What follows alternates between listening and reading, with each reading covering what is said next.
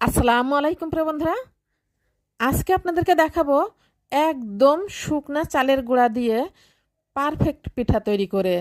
তো দেখেন, এখানে আমি 1 বাটি চালের গুঁড়া নিয়েছি, সামান্য লবণ দিয়ে দিয়েছি, এখানে কুসুম গরম পানি দিয়েছি। তো দেখলাম যে পিঠাগুলো কম হবে, তার জন্য দিয়ে দিলাম আবারও আরেক বাটি গুঁড়া গুঁড়া দিয়ে আমি আবার একটু লবণ দিয়েছি, আর এখানে কুসুম গরম পানি নিয়েছি। পানি দিয়ে আমি আটাটা মেখে নেব। খুব বেশি ঝোল করে মাখবো না, একদমই শুকনো একটা ডো তৈরি করে রেখে দেবো আধা ঘন্টার জন্য রেস্টে। আধা ঘন্টা পরে ফিরে আসছি। তো দেখেন সুন্দরভাবে সেট হয়ে গেছে। এখন আমি এর ভিতরে দিয়ে দেবো খেজুরের গুড়। আমি খেজুরের গুড়টা ফ্রিজে ছিল, তো ফ্রিজ থেকে বের করে রেখেছিলাম প্রায় 1 ঘন্টার মতো। এটা আগের বছরের গুড়। তো আমি এখানে আর কোনো পানিই দেব না, না দিয়ে সুন্দর করে হাত দিয়ে এইভাবে মেখে নেব। তো দেখেন, পানি না দিয়ে কত সুন্দরভাবে মেখে নিয়েছি। আমি এখানে সামান্য যে আটার আমরা রুটি খাই প্রতিদিন,